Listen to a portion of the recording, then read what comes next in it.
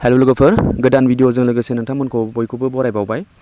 लोगोफोर जोङो दा सोलिगासिनो अमृत ब्रिक्षा आन्दोलन समाव जाय बिथांमोना बिफां फुलि गायदोंमोन जेरावनोखि सेल्फ हेल्प ग्रुपनि गासैबो मेम्बारफ्रा गायदोंबाबो गायाखैबाबो बिथांमोनाथ' गासैबो फर्मखौ मोनजोब्बाय दा खोथाया जाहैदों सोंलुआ जाहैदों जे बिफां फुलिखौ सेल्फ हेल्प ग्रुपनि मेम्बारफ्राल' गायाखै बिथांमोनाथ' सोरबा सोरबा बांसिनानो गायनो मोनबावाखै आरो सोरबा थालांदों सोरबा रेजिस्टार नाम्बार जायाखै ग्रुपनि सोरबा माबा बबेबा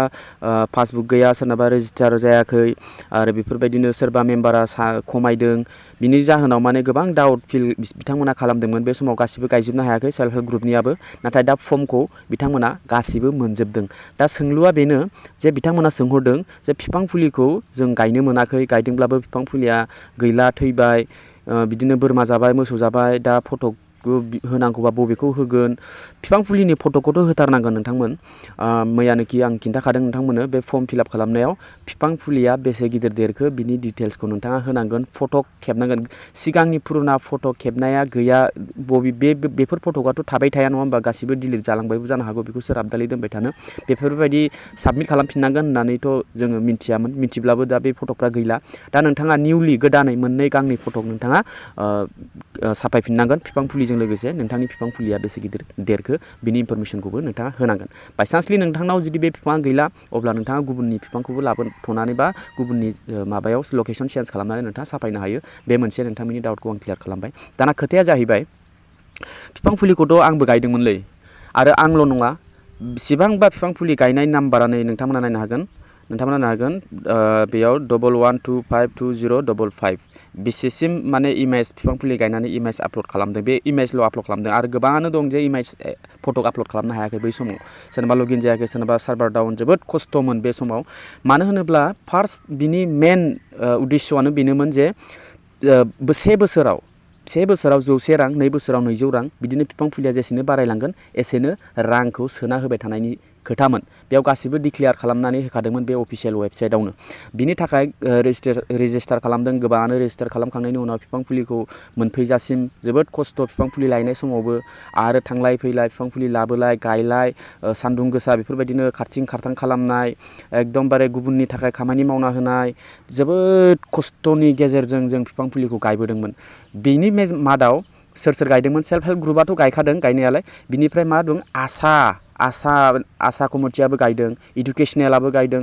स्टुडेन्टस पुलिसफ्राबो गायदों आंगनबादिफ्राबो गायदों टि गार्डेन आदार्स इन्सटिटिउसनेल ओमफ्राय आदार्स इन्डिभिजुवेल बेफोरनि मादाव आंबो गायदोंमोन आरो गोबाङानो आंनि फेमिलिफ्राबो गायदों गासिबो गायजोबदों दा जोङो बे रांखौ मानो मोनाखै जोंबोथ' गायदोंमोन बे मोनसे कुइसन जाना दंहैयो स' लोगोफोर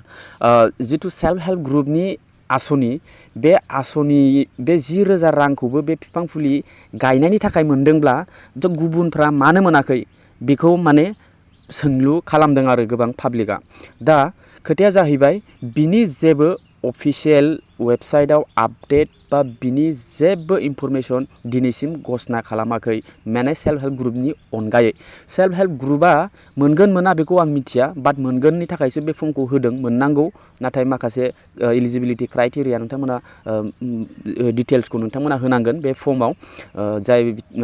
बे फर्मा साबमिट जाखांनायनि उनावसो राङा माला हाबगोन बेखौ दाबो डिक्लेयार खिन्थाबावाखै जास्ट फर्मखौल'सो फिलआप खालामनांगौ होनना बुंदों दा फर्मखौ फिलआप मास मोनसेनि गेजेराव नोंथांमोनखौ ट्रेनिं होगोन बे ट्रेनिङाव बोरै फिलआप खालामनांगौ बेफोरबायदिखौ नोंथांखौ फोरोंगोन बुजायगोन नोंथांनाव दाउ अमा माबैसे दङ बेफोरबायदि बे फर्म गासिबो सिङाव बिराद बुरजा फर्म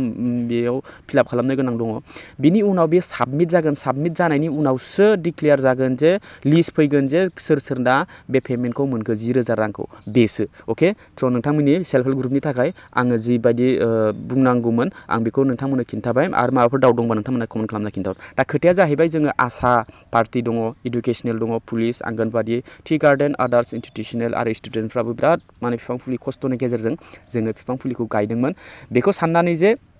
जे जोंनाव बे बिफां फुलिखौ जोंथ' आपडालखौ दोनखागोन नाथाय बे रांखौ बेखौ आपडाल खालामनो थाखाय माबा मोनसे रां होनो थाखाय घोषणा खालामदोंमोन नाथाय बे राङा दिनैसिम बे रांखौ रावबो मोनाखै आरो बे 10,000 रांखौथ' जों मोनखाया गुबुना सेल्फ हेल्प ग्रुपनि अनगायै बे 10,000 रांखौ मोना आरो मोनगोन मोना बिनि खुनु माबा गैला बिनि थाखाय आं नोंथांमोनखौ गासैखौबो आं बिनि सायाव नोंथांमोनखौ गावखौनो बिसार खालामनो थाखाय आं नोंथांमोनखौ खावलायो जास्ट आं बेखौल' माने नोंथांमोननो बुंनो सानो जे आसा पुलिस आंगनबादि बेफोरबायदि गोबाङानो कुइसन खालामहरदोंमोन नालाय जे आंनाव फैसाखौ जों मोना नामा जों मानो मोना फैसाखौ बेफोरबायदि आरोखि आरो बुंदों जे जायनि न'खराव लन दङ बे लन गोनाङा फैसाखौ मोनगोन ना मोना होननानै नोंथांमोना आरो सोंहरबावदों जाय बिथांमोना लन दङ बे लनखौ नोंथांमोना किस्ति हरनांगासिनो बिनि थाखाय जेबो नङा माइक्र' फाइनान्सनि थाखाय बियो माइक्र' फाइनान्स लननि थाखाय बियो जेबो एफेक्ट गैया नाथाय नोंथाङा खस्थ' खालामदों नोंथाङा मोननांगौ आरो नोंथाङा होमबासो नोंथांनि गुदखौ नोंथाङा गोसो खुसियै फोथांनानै लाखिगोन बिनि थाखाय बे आत्माहहायनि बे मोनसे सुबिदाखौ 10,000 रांखौ नोंथांमोननो होनाय जादों नाथाय गासैबो बे 10,000 रांखौ मोनजोबाबाबो जानो हागौ आरो खोथाया बेनो जे जों गासैबो सेल्फ हेल्प ग्रुपनि अनगायै जोंनि थाखाय जेबो रां होगोननि जेबो घोषणा खालामाखै गुबुन आदार इनस्टिटिउसननि थाखाय अके गोबाङानो खस्थ' खालामदोंमोन खालामनाया नाथाय बे रांखौ जों मोना गोबाङानो माने मोनसे बिफां फुलिखौ गायनांगौ होननानै गायदों मोनसे सकआव मोनसे इन्ट्रेस्टआव नाथाय होनो गोनां खोथाखौ दं जेला आपडेट होदों जेला बे रांखौबो 100आनो जा 200आनो जा एसेबाबो हरनांगौ 100-200 जोंथ' जेबो खोथा गैया जेबो खामानि होआ बे फैसाया दिनैनि दिनाव नाथाय जेरै बुंदों जेरै आपडेट होदोंमोन बे मथे खालामाखै बिनि थाखायनो नोंथांमोननि सायाव आं हगारनाय जाबाय नोंथांमोना गावनो बिसार खालामनानै नायदो अके लोगोफोर अब्ला भिडिअआ बेखिनियावनो लोगोफोर भिडिअखौ मोजां मोनोबा लाइक खालाम चेनेलखौ साबस्क्राइब खालामनानै बेल नटिफिकेसन खालामनानै जाहाथे बेफोरबायदि इनफरमेटिभ भिडिअ नोंथांमोना नुबाय थानो मोनो आरो फेसबुकाव नायदोंबा बे भिडिअखौ हानायमानिखौ शेयार खालामनानै हो जाहाथे बयबो गावबागाव बिसार खालामलायो आंबो नोंथांमोननि थाखाय भिडिअ बानायनो थाखाय जाहाथे मटिभेट मोनो अके लोगोफोर अब्ला भिडिअखौ शेयार खालामनानै लाइक खालामनानै हो पेजखौबो फल' खालामनानै हो अब्ला भिडिअ बेखिनियावनो लोगो मोनगोन next video tata bye bye and take care